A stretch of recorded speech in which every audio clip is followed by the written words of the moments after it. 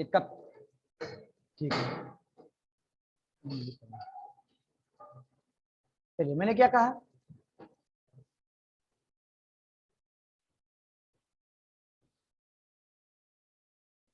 दीपक call किए थे क्या? मिस कॉल था तुम्हारा सुबह सुबह। दीपक, हेलो सर, हो सकता मिस्टेक से हो सकता है चला गया हो सर। नहीं, कॉल तो नहीं किया था मैंने। तभी मैंने मैसेज किया, पूछा था, मेरी व्हाट्सएप कॉलिंग थी। चलिए बेटा, ये टॉपिक में मैंने क्या कहा, कंस्ट्रक्टर। कंस्ट्रक्टर आपका, कंस्ट्रक्टर टॉपिक क्यों पढ़ेंगे? सबसे पहला कॉन्सेप्ट है व्हाई। व्हाई यूज कंस्ट्रक्टर, ठीक है। व्हाई यूज कंस्ट्रक्टर, कंस्ट्रक्टर है क्या, what is constructor, why use constructor. तो कंस्ट्रक्टर के अगर डिफाइन करें तो constructor is a special member function of class which is initialize the object, which is initialize the object। Object को initialize करने के लिए हम लोग कंस्ट्रक्टर बना रहे हैं। कंस्ट्रक्टर ऑब्जेक्ट को इनिशियलाइज करने के लिए हम लोग कंस्ट्रक्टर बनाते हैं, ठीक है। ये ऑब्जेक्ट को इनिशियलाइज करने के लिए हम लोग कंस्ट्रक्टर को यूज करते हैं, ठीक है बेटा। कॉन्सेप्ट क्या कहते हैं कि which is initialise the object, क्या ऑब्जेक्ट को क्या इनिशियलाइज करना है। जब ऑब्जेक्ट बनेगी तो डेटा मेंबर को, डेटा मेंबर मेमोरी में एग्जिस्टेंस आएगा, डेटा मेंबर के वैल्यू वैल्यू कोई ना कोई वेरिएबल का वैल्यू देना होगा, ठीक है, या डेटा मेंबर को स्पेस एलोकेट करवाना होगा, ठीक है। तो हम लोग कंस्ट्रक्टर बनाते हैं, ठीक है। कॉन्सेप्ट क्या कहती है बेटा, कॉन्सेप्ट कहती है कि व्हाई यूज कंस्ट्रक्टर। कंस्ट्रक्टर बनाएंगे तो क्यों बनाएंगे, तो पहले वन लाइन का डिफिनेशन लिखिए कि कंस्ट्रक्टर है क्या। तो constructor is a special member function of class which is initialise the object. मतलब क्लास की स्पेशल मेंबर फंक्शन है जो हम लोग ऑब्जेक्ट को इनिशियलाइज करने के लिए यूज करते हैं, which is initialise the object, ठीक है, which is initialise the object. Next concept, पहले एक वन लाइन का डिफिनेशन, स्पेशल, कहीं एक वर्ड लगाया मैंने स्पेशल, स्पेशल लगाया, special member function of class, class का स्पेशल, कहीं ना कहीं तो स्पेशल वर्ड का सिग्निफिकेंस रखता होगा। जो स्पेशल वर्ड रखा है, नॉर्मल फंक्शन नहीं है, यह स्पेशल मेंबर फंक्शन है, ठीक है। एक तरह की मेंबर फंक्शन ही है कंस्ट्रक्टर, ठीक है। तो नोट कीजिए, तो constructor is a special member function of class which is initialise the object. Object को इनिशियलाइज करने के लिए हम लोग यूज करते हैं। चलिए बेटा, ऑब्जेक्ट की इनिशियलाइजेशन क्या होती है, जैसे गौर कीजिए कि जब आप इंप्लाई क्लास बनाए तो इंप्लाई क्लास का जो इंप्लाई आप क्लास बना रहे थे, उस क्लास के इनसाइड में जितना भी ऑब्जेक्ट आप बना रहे थे, उस इंप्लाई के ऑब्जेक्ट को आप कोई ना कोई वैल्यू आपको सेट करना पड़ रहा था। हर एक ऑब्जेक्ट पे कोई ना कोई डेटा मेंबर के वेरिएबल का वैल्यू देना पड़ रहा था। और जो डेटा मेंबर की वेरिएबल का जो वैल्यू हम दे रहे थे, डेटा मेंबर की वेरिएबल के वैल्यू हम दे रहे थे, इसका मतलब कि कब दे रहे थे, तो पहले ऑब्जेक्ट बना लिए, पहले ऑब्जेक्ट हमने बना लिया, ऑब्जेक्ट बनाने के बाद, पहले ऑब्जेक्ट बना लिया, ऑब्जेक्ट बनाने के बाद डेटा मेंबर को, उसको उसके थ्रू गेट डेटा मेथड को कॉल किया, ऑब्जेक्ट से गेट डेटा मेथड को कॉल किया, ठीक है, गेट डेटा मेथड को कॉल किया, और देन इसके बाद में उसके वैल्यू को पास किया पैरामीटर के थ्रू और सेट किया। हम अब चाहते हैं कि सर ऑब्जेक्ट बने और उसी समय डेटा मेंबर का वैल्यू इनिशियलाइज हो जाए। ऑब्जेक्ट बनते ही उसी समय, eight the time of object creating, eight the time of object creating हम ये चाहते हैं कि डेटा मेंबर की वैल्यू आपका इनिशियलाइज हो जाए हर केस में, चाहे जैसे भी हो, वो डेटा मेंबर का वेरिएबल का वैल्यू आपका इनिशियलाइज हो जाए ऑब्जेक्ट बनते ही। ऑब्जेक्ट बनते ही डेटा मेंबर का वेरिएबल का वैल्यू आपका इनिशियलाइज हो जाए, ठीक है। लेकिन इनिशियलाइज होगा तो, लेकिन एक कंस्ट्रक्टर क्या कॉन्सेप्ट करती है, ऑब्जेक्ट को इनिशियलाइज करने के लिए, ठीक है। या हम ऐसा चाहते हैं कि सर ऑब्जेक्ट बने और डेटा मेंबर की वेरिएबल का वैल्यू इनिशियलाइज हो जाए, या ऑब्जेक्ट बने तो हमारा उस ऑब्जेक्ट का कनेक्शन किससे हो जाए, डेटाबेस से हो जाए, डेटाबेस से हो जाए, तो हमारे प्रोग्राम में जब कोई भी डेटा अगर इनपुट करे वो कहां चला जाए, डेटाबेस में चला जाए। या ऑब्जेक्ट बने, ऑब्जेक्ट बनते ही कोई उस ऑब्जेक्ट पे एप्लीकेशन ओपन हो जाए, जी वही एप्लीकेशन कोई ओपन हो जाए, कोई ऐसा टास्क जो चाहते हैं कि हर एक ऑब्जेक्ट पे परफॉर्म, ऐसा टास्क जो हर एक ऑब्जेक्ट पे परफॉर्म हो, हर एक ऑब्जेक्ट पे परफॉर्म हो, ऐसा task this is perform on each object. मतलब डेटा मेंबर को इनिशियलाइज करना हर एक ऑब्जेक्ट पे ही है, तो आप एडिशनल काम क्या कर रहे हो, गेट डेटा फंक्शन बना रहे हो। लेकिन यहाँ पे उस काम को आप कहां पे कर लो, वीडियो ऑफ कर लीजिए बच्चे, किसी का वीडियो ऑन है, ठीक है। उस काम को आप कहां पे कर लीजिए, तो सर कंस्ट्रक्टर के इनसाइड में कर लीजिए। उस काम को आप कहां कीजिए, कंस्ट्रक्टर के इनसाइड में। तो मैंने क्या कहा, why use constructor, simple logic में। किसका वीडियो ऑन है, आकाश श्रीवास्तव। चलिए, तो हर एक ऑब्जेक्ट पे करें तो कॉन्सेप्ट सेम कॉन्सेप्ट कहती है बेटा, क्या कॉन्सेप्ट सेम कहती है? बस यहाँ पे कट करने का मकसद होता है कि एक पॉइंट को लिखते जाइए। There are certain task perform on each object with the help of constructor like database connectivity is provide on each object. It is initialization initialization of GUI interface. GUI interface को कोई initialize करना for the each object, हर एक object पे आप GUI. It is also initialization, क्या? Initialize the value of data member on each object by using the constructor, on at the each object।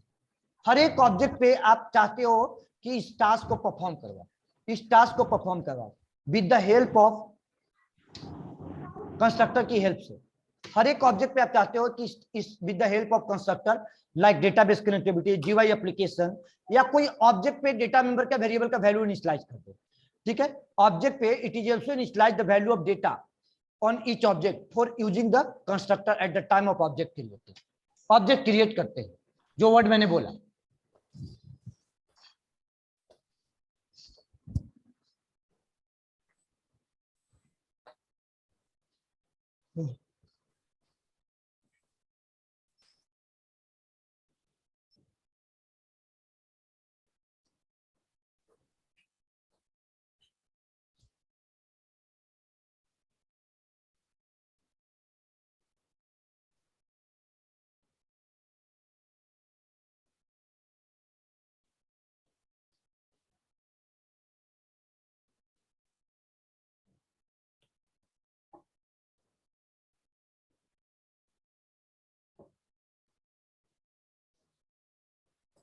क्या छूट रही है क्या समझ में?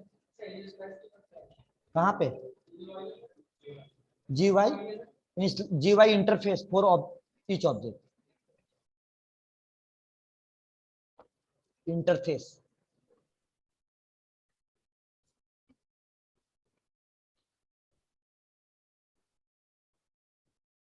जीवाई इंटरफेस फॉर ईच ऑब्जेक्ट।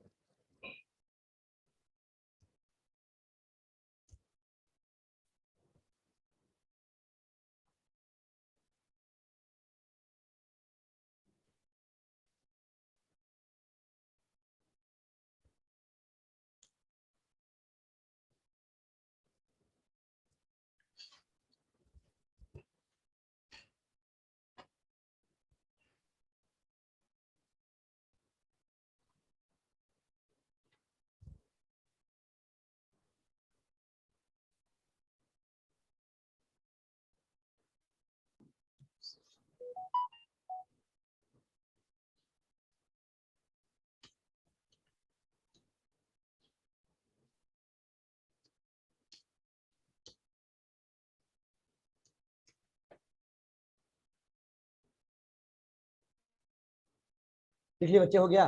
चलिए, इसका कुछ रूल कहता है। रूल क्या कहता है? The can not call explicitly. Constructor का पहले तो कोई एक्सप्लिसिटली हम कॉल नहीं करते हैं। It is not call explicitly. Explicitly कभी कंस्ट्रक्टर को हम लोग कॉल नहीं करेंगे। It is not call the constructor name same as class name. Class के नाम से होगा। क्यों कंस्ट्रक्टर का नेम क्लास के नेम से होगा? क्योंकि ऑब्जेक्ट किसकी बनेगी सर? क्लास की ऑब्जेक्ट बनेगी। Constructor can't have return type. इसका कोई रिटर्न टाइप नहीं होगा। क्यों रिटर्न टाइप नहीं होगा? पहले 2 पॉइंट 3 पॉइंट लिखिए तो फिर इसको डिस्कशन करते हैं। The name of class name, it is names as same as class name because constructor use for object क्या है आपका? Constructor use for object initialization. The object is create for memory where data member are stored. जहां पे data member stored होती है। ठीक है, and reserve the memory and need for data member so constructor need for data member so it's name same as class name. इस कारण से class का नाम से होता है। इसका कोई रिटर्न टाइप नहीं होता है। क्यों नहीं होता है? क्योंकि इम्प्लिसिटली रिटर्न करता है दिस क्या होती है? It is refer to the current object of class. अब कैसे हो रही है इस 3 पॉइंट के बाद डिस्कशन करते हैं।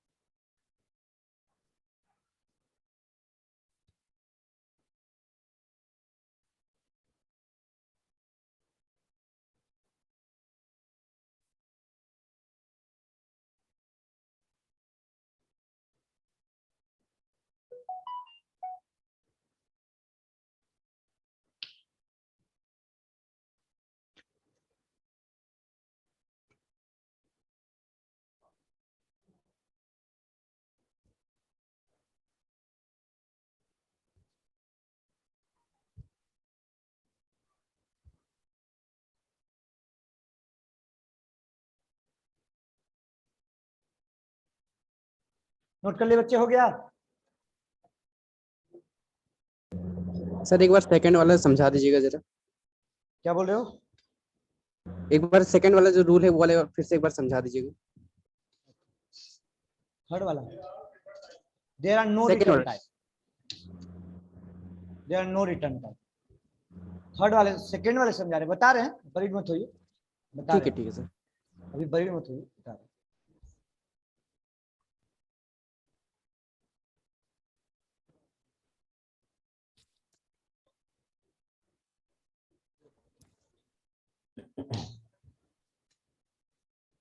लास्ट होते होते तो अभी अस्त हो जाता है मंडे को।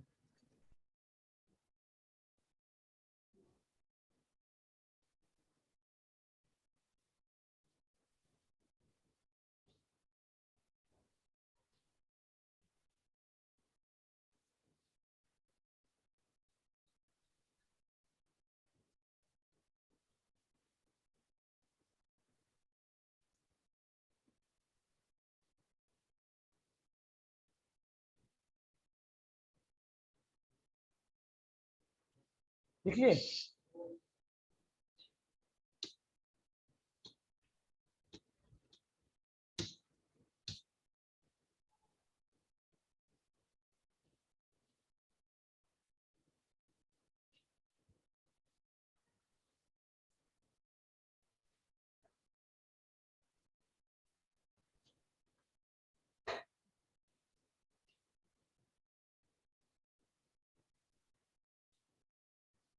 तीनों पॉइंट पे डिस्कस कर रहे हैं, आपको जस्ट डिस्कस कर रहे हैं। कंस्ट्रक्टर को एक्सप्लिसिटली कॉल नहीं करते हैं। कंस्ट्रक्टर का नेम सेम एज क्लास के नाम से होता है। सर क्लास के नाम से क्यों होता है? क्योंकि ऑब्जेक्ट किसकी बनती है? क्लास की, क्लास की। ऑब्जेक्ट क्यों बनाते हैं सर? जहां ऑब्जेक्ट इसलिए बनाते हैं जहां पे डेटा मेंबर को हमें स्पेस एलोकेट हो सके, जहां पे हम डेटा मेंबर को कोई वैल्यू को इनिशियलाइजेशन दे सके। तो object is create for memory where data member are stored and reserve the memory need for data member. Data member को स्पेस चाहिए, इस कारण से कंस्ट्रक्टर का नेम क्या कहा गया? It's a same name as class में। अब आइए कॉन्सेप्ट में, मैंने इस कॉन्सेप्ट को डिस्कस किया, कहाँ लिखा है क्या? चलिए, कंस्ट्रक्टर का मैंने यहाँ पे कॉन्सेप्ट डिस्कस किया। गौर कीजिएगा बच्चे, मैंने एक क्लास बनाई, मान के चलो कि इस क्लास के इनसाइड में, इस क्लास का नाम रखा मैंने टेम, क्लास का नाम रखा टेम, ठीक है? सपोज मान लीजिए टेम क्लास का नेम रखा। इस टेम क्लास के इनसाइड में मैंने वेरिएबल डिफाइन किया, इंटीजर टाइप का x, y, इंटीजर टाइप का x, y, ठीक है? अब यहीं पे जो मैंने लास्ट क्लास में डिस्कस किया था, दिस क्या है? तो क्लास लेवल की रेफरेंस वेरिएबल है, नॉन स्टैटिक रेफरेंस वेरिएबल है। तो जो क्लास बनती है उसी क्लास का क्लास लेवल पे वेरिएबल डिफाइन होती है, दिस वेरिएबल डिफाइन हो जाती है। और मैंने क्या कहा कि कंस्ट्रक्टर का नेम क्लास के नेम से होगा, क्लास टाइप का एक रेफरेंस वेरिएबल भी डिफाइन हो गया। अब यहाँ पे आपका जो यहाँ पे क्लास के नेम से कंस्ट्रक्टर बना इम्प्लिसिट मान के चलो, अभी डिफॉल्ट की बात कर रहे हैं। अब यहाँ पे आपका इम्प्लिसिटली वो ऑब्जेक्ट बनते ही एक्स की वैल्यू आपका 0 डाल देगा, एक्स की वैल्यू क्या डाल देगा? 0 डाल देगा, 0 डाल देगा। वाई की वैल्यू आपको क्या डाल देगा? 0 डाल देगा। कंस्ट्रक्टर के थ्रू ही डालता है वो वैल्यू, वेरिएबल का वैल्यू इनिशियलाइज कर देगा 0, यहाँ भी आपको 0। अब ये जो इसके आर्गुमेंट में दिस, वो क्लास टाइप का, वो क्लास लेवल पे वेरिएबल डिफाइन है ना, दिस क्लास लेवल पे है। अब इसके आर्गुमेंट में क्लास टाइप का इंप्लिसिट वेरिएबल डिफाइन कर लेगा दिस। कोई भी कंस्ट्रक्टर होगा और इंप्लिसिट रखेगा, आपको ये शो नहीं होगी, ये इंप्लिसिट वेरिएबल डिफाइन करेगा दिस। अब इसके दिस में रेफरेंस आईडी को, चाहे जिसमें वो जो क्लास लेवल पे वेरिएबल दिस है उसके दिस में आपको रेफरेंस आईडी को होल्ड करवा देगा, अब उसी में दिस को होल्ड करवा देगा, उसके रेफरेंस आईडी में होल्ड करवा देगा। अब हुआ क्या? इंटरनल प्रोसेस क्या चली बेटा? इंटरनल प्रोसेस चली कि अगर इस क्लास का ऑब्जेक्ट आप बनाते हो, टेम क्लास का ऑब्जेक्ट बनाते हो, जैसे टेम क्लास का, आकाश क्लियर हुआ कि क्लास के नाम से क्यों होगा? हाँ सर, हो गया। हो गया। अब यहाँ पे बेटा इस क्लास का ऑब्जेक्ट बनाते हो, object is equal to new temp. अब जब टेम क्लास का जब ऑब्जेक्ट बनाते हो, तो टेम क्लास का ऑब्जेक्ट बनाते हो, अभी यहाँ पे इंप्लिसिट आर्गुमेंट के रूप में टेम क्लास का वेरिएबल डिफाइन किया दिस, ठीक है? दिस डिफाइन किया, एक दिस वेरिएबल डिफाइन किया, और एक क्लास के रूप में इंप्लिसिट आर्गुमेंट के रूप में डिफाइन कर दिया। जैसे न्यू ऑपरेटर आपका बेटा चलेगा, न्यू ऑपरेटर चलते ही इसका मेमोरी का एलोकेशन होगी, इस क्लास के लिए मेमोरी का एलोकेशन होगी। वो मेमोरी लोकेशन कहाँ होगा, तो जो मेमोरी लोकेशन होगा वो आपका करस्पॉन्डिंग में मान के चलो कि हीप का मेमोरी ये रहा, हीप का मेमोरी ये रहा। अब हीप का डेटा मेंबर का वेरिएबल का वैल्यू क्या है, डेटा मेंबर क्या है आपका एक्स और वाई, एक्स और वाई। एक्स की वैल्यू क्या आपका मान के चलो कि 0 है, एक्स की वैल्यू आपका 0, वाई की वैल्यू आपका 0, 0 आपका इनिशियलाइज हो जाएगा, एक्स वाई की वैल्यू आपका 0 इनिशियलाइज हो जाएगा। ठीक है, अब इस मेमोरी का हीप का मेमोरी का रेफरेंस आईडी कहां पास कर देगा आपका दिस नाम का रेफरेंस वेरिएबल, दिस नाम का रेफरेंस वेरिएबल में, यानी new operator allocate the memory in heap, ठीक है, to allocate the memory in heap and pass to the reference ID to the keyword this, and after that it is return to the implicitly, ये implicitly क्या कर दिया कि आपका this का reference ID को, दिस के रेफरेंस आईडी को इम्प्लिसिटली रिटर्न किया, दिस का इम्प्लिसिटली आपको रिटर्न किया। इसका मतलब कि ये बताइए कि दुनिया का कोई भी फंक्शन एक बार में कितना वैल्यू रिटर्न करता है, कितना रिटर्न करता है, एक बार में एक वैल्यू, एक से ज्यादा वैल्यू तो रिटर्न नहीं करता है। तो जैसी ऑब्जेक्ट बना, जैसी ऑब्जेक्ट बना, ऑब्जेक्ट बनते ही वो आपका कंस्ट्रक्टर में दिस का रेफरेंस आईडी आया। जब ये पूरा कोड यहां से यहां तक चलेगा तो इम्प्लिसिटली ओबीजे में रिटर्न कर देगा। तो मैंने लिखवाया constructor can't have return type, कोई रिटर्न टाइप नहीं होगा। क्यों? क्योंकि आपका रिटर्न टाइप इसलिए नहीं होगा कि वो ऑब्जेक्ट बनते ही एक वैल्यू रिटर्न करती है। जब कंस्ट्रक्टर पूरा एग्जीक्यूट हो जाते हैं तो वैल्यू रिटर्न करती है। वो रिटर्न क्या करती है? Reference ID. ओबीजे में आपको पता ही है क्या आती है, ओबीजे में रेफरेंस आईडी आती है ना, वही रेफरेंस आईडी आती है दिस कीवर्ड वाली। यानी यहाँ पे इसकी थ्योरी के डिस्कशन करें, थ्योरी के कॉन्सेप्ट के डिस्कशन करें, constructor can't have return type, क्यों नहीं रिटर्न टाइप होता है? तो sir constructor implicitly return this, ये तो लिख चुके हैं हम लोग। कंस्ट्रक्टर इम्प्लिसिटली क्या रिटर्न करता है? Because constructor return the this implicitly, this keyword hold the reference ID of current object. Current object समझते ही हैं, जो करंटली ऑब्जेक्ट क्रिएटेड होगा। अब यहां से डिस्कशन करें इसकी थ्योरी का, तो यहाँ पे कॉन्सेप्ट क्या कहती है बेटा, कॉन्सेप्ट क्या कह रही है? द न्यू ऑपरेटर, यहाँ पे अगर इसके थ्योरी को लिखे तो the new operator, the new operator जो है reserve, new operator allocate the memory, allocate the memory in heap,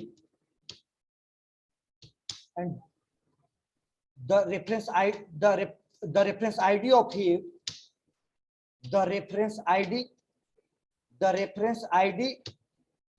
of heap, the reference ID of heap pass to the reference variable, pass to the reference variable। कौन सा reference variable में पास कर रहा है बताइए? OBJ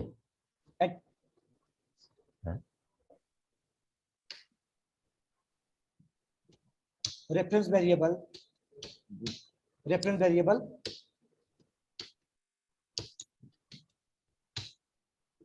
reference variable this, reference variable कहां पास कर रहा है आपको? Reference variable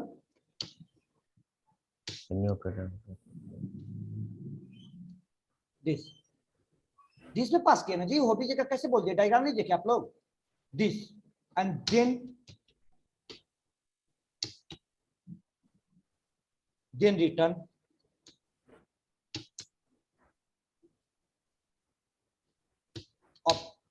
then return of this reference ID, इसके बाद में आपको रेफरेंस आईडी रिटर्न करता है। इसका मतलब कि पहले कंस्ट्रक्टर में रेफरेंस आईडी जाती है, वहां से रिटर्न करता है ओबीजे में, then return of this reference ID, ये रेफरेंस आईडी आपको रिटर्न कर देता है, बेटा। यही कॉन्सेप्ट है। क्या लिखा है? New operator locate the memory in heap, the reference ID of heap pass to the reference variable this, then return the reference ID of this. इसके बाद में then return the reference ID, then return this reference ID, इस reference ID को फिर return कर देता है, return करता है कहां पे? Variable OBJ, to the variable आपका ओबीजे या जो भी कहिए फंक्शन का कैच भी कर सकते, कोई भी वेरिएबल में आप कर सकते। तो बस इतना ही लिखा है, then return this reference ID, आपको रिटर्न कर देता है। अब एक बात आई कि सर दुनिया का कोई भी फंक्शन एट ए टाइम एक ही वैल्यू रिटर्न करता है, जब ये ऑब्जेक्ट बनते ही रिटर्न कर दिया तो फिर सवाल नहीं उठती है कि आपका कोई रिटर्न टाइप हो सकता है। दूसरी बात, constructor can't call explicitly, constructor हम लोग कॉल एक्सप्लिसिटली नहीं करते हैं। गौर कीजिए मैंने क्या कहा सर, जैसे न्यू ऑपरेटर चला, न्यू ऑपरेटर चला तो ऑब्जेक्ट बना, ऑब्जेक्ट बनते ही ये स्टेटमेंट आपका चल गया, ये स्टेटमेंट आपका चल गया, यहां से एग्जीक्यूशन हो गई। ऑब्जेक्ट बनते ही इस क्लास को एग्जीक्यूट करवाया, मतलब कि आप ऑब्जेक्ट बनाइए, कंस्ट्रक्टर आपका जैसे ही ऑब्जेक्ट न्यू ऑपरेटर चलता है सबसे पहले कंस्ट्रक्टर चल जाता है। तो इसका मतलब हम कॉल नहीं करते। कंस्ट्रक्टर का नेम क्लास के नेम से होगा। क्यों क्लास के नेम से होगा सर? ऑब्जेक्ट किसकी बनेगी? क्लास की। क्लास की ओबीसी बात है, तो क्लास के नेम से ही होगा कंस्ट्रक्टर। और डेटा ऑब्जेक्ट क्यों बनाते हैं सर? डेटा मेंबर को स्पेस अवेलेबल कराने के लिए, जहां पे हम डेटा मेंबर को एक्सेस कर सके, पहले रन टाइम में डेटा को मेमोरी को स्पेस अवेलेबल कराए, तो वो इसका मतलब कि कंस्ट्रक्टर को नेम क्लास के नेम। तो ये उस थ्योरी के अनुसार डायग्राम को बनाइए। उसके बाद आ रही है समझ में? क्या नाम है? अंकित। मुकेश नहीं लौटा, निखिल नहीं लौटा है अभी।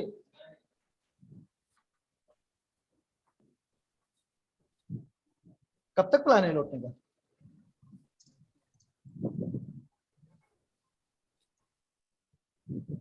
तो ऑनलाइन क्लास क्यों नहीं कर रहा?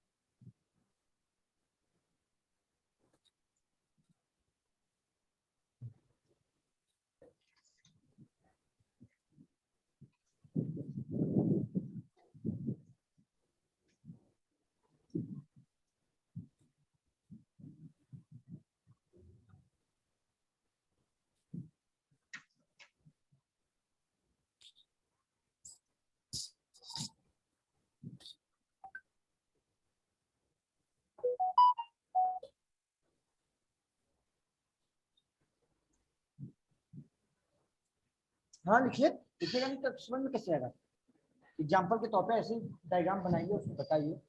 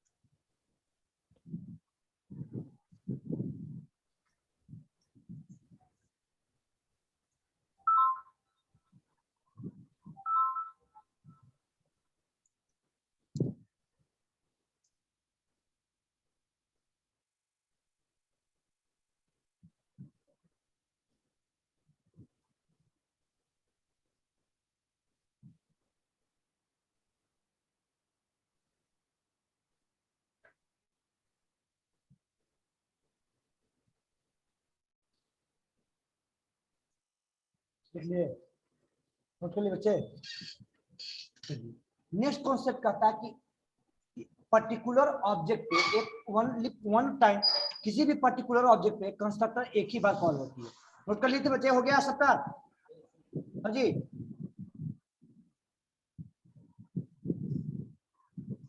नोट कर लिए सब लोग?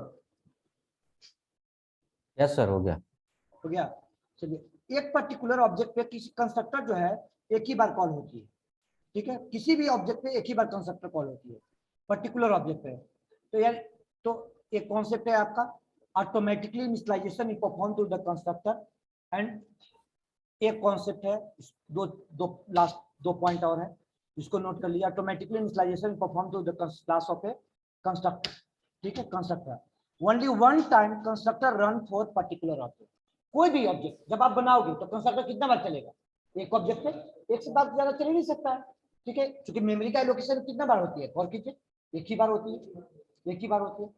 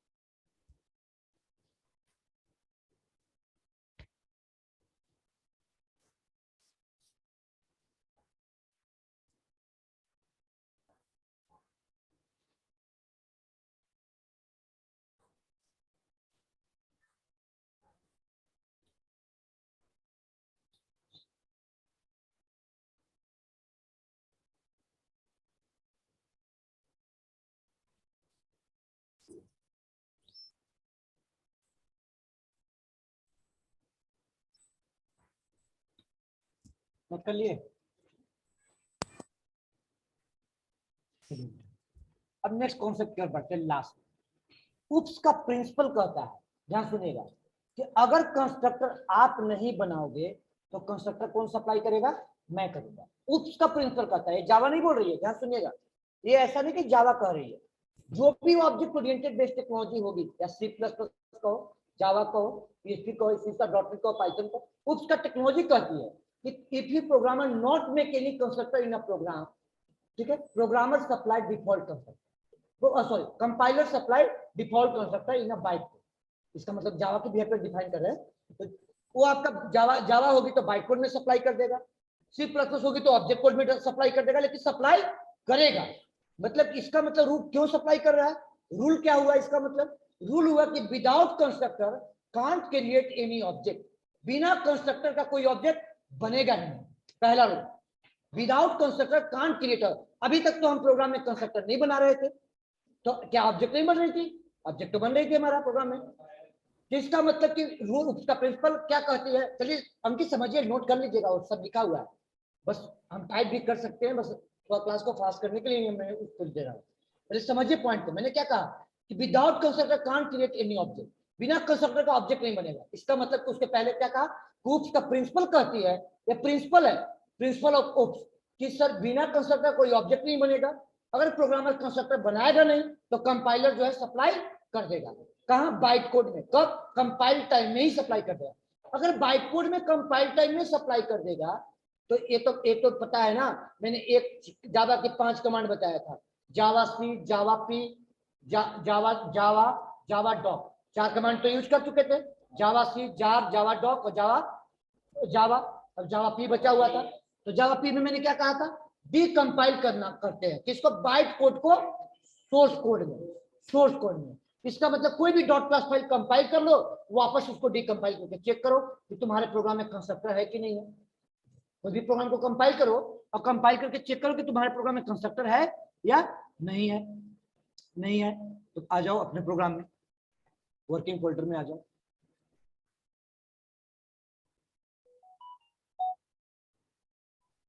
तो कहाँ है प्रोग्राम? लास्ट क्लास 26 मई चल रही है, जून चल रही है सर 20 कीवर्ड में होगा, 20 में होगा सर। 20 हाँ, कोई भी प्रोग्राम उठाइए ना भाई। देखिए इसमें तो कोई इस प्रोग्राम को कंपाइल कर लीजिए, पहले कंपाइल करके पहले देख लीजिए, बात को प्रूफ होनी चाहिए, ठीक है। जावा तब लिखने में थ्योरी समझ में आता है। जावा पी, जावा सी, पहले कंपाइल तो करो, बाइट कोड नहीं बना हुआ है ना, पहले जावा पी चलाओ और यहाँ पे टेम्प लिखा, मान लीजिए क्या क्लास का नाम है, टेम्प है। अब टेम्प लिखा तो क्या एरर दे दिया, पर ये देखिए note class not found, class नहीं है भाई, note class not found, temp नाम से कोई क्लास नहीं है, तो आपका क्लास है नहीं टेम्प नाम से। तो पहले कंपाइल करके क्लास फाइल तो बनाइए, तब तो बाइट कोड आएगा। तो पहले से रखा हुआ था, उसी को कंपाइल किया, जावा से टेम्प डॉट जावा को कंपाइल कर लिए। अब टेम्प डॉट जावा का सोर्स कोड पहले देख लीजिए। सोर्स कोड में क्या है आपका? सब वेरिएबल है, सो फंक्शन है, मेन फंक्शन है, बस यही तो आपका कोड लिखा हुआ है, ये बाकी कोड लिखा हुआ है। अब आपकी इसको डिकंपाइल किया, जावा पी, अभी दिखा था जावा पी टेम्प, तो देखिए डिकंपाइल हो गया, कंपाइल फ्रॉम टेम्प डॉट जावा से कंपाइल हुआ था, तो वेरिएबल आ गया एक ऐसा कंस्ट्रक्टर लिख रहा है जो क्लास के नाम से फंक्शन है ना। अब ये सो फंक्शन आपको लग रहा है, ये पूरा ब्रैकेट लगा के नहीं देगा, डीकंपाइलर सॉफ्टवेयर होता है, डाउनलोड कर लीजिए, उसको क्लास फाइल को लोड कर दीजिए, उसमें ओपन कर दीजिए, आपका पूरा सोर्स कोड में कन्वर्ट हो जाएगा, सोर्स कोड में पूरा कन्वर्ट हो जाएगा। फिर यहाँ पे देखिए मेन फंक्शन है, वो पूरा कर्ली ब्रेसेस वगैरह के साथ आएगा, वो दिस कीवर्ड भी आपको वहाँ पे मिल जाएगा, दिस कीवर्ड डिफाइन किया गया है वो भी आपको मिल जाएगा। डीकम्पाइलर सॉफ्टवेयर होता है, कुछ नहीं, नेट पे गूगल में डालो डीकम्पाइलर, वो आ जाएगा और इंस्टॉल कर लो। अभी यहाँ पे गौर कीजिए बच्चे, तो इसका मतलब कि बिना कंस्ट्रक्टर का तो कोई क्लास होता ही नहीं है।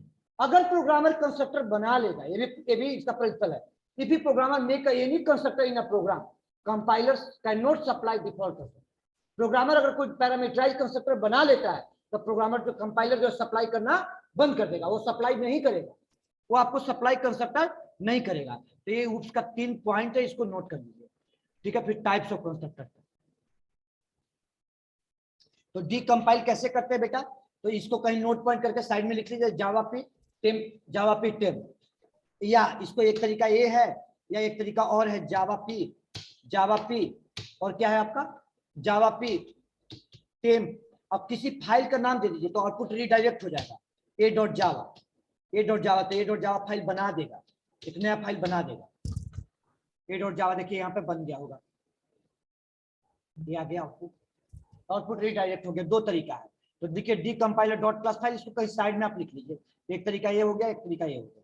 मतलब बच्चे नोट कर लीजिए सब लोग, पहले इसको साइड में आप लोग नोट कर लीजिए, इसको सिलेक्ट कर दें यहाँ से, वो सब नहीं लिखना है जो आई है वहां पे कहाँ से नोट करना है सर? कुछ नहीं बेटा, बस ये कमांड लिख लो जावा पी टेम्प, और जावा पी टेम्प और ये वाला कमांड, एक एक का स्टेटमेंट है, बस लिखो ये सिलेक्ट किया, ये वाले कमांड। बाकी तो तुमको आता है ना, जहाँ पे फाइल होगी वहां लिखो, उसी लोकेशन पे जाओगे ना। अब इतना तो है ना बच्चे हो, अब लोग कितना प्रोग्राम रन करा लिए हो, इतना तो उस लोकेशन पे आपको जाना होगा ना। पहले डॉट क्लास फाइल कंपाइल होना चाहिए, तो dot class file the heading दे दीजिएगा, decompiler dot class file. Heading क्या है इसका, डीकंपाइलर डॉट क्लास फाइल, कहीं साइड में आप नोट कर दीजिए। एक जावा पी टेन और दूसरा कमांड क्या है, ये वाली। अंकित नोट कर लिए?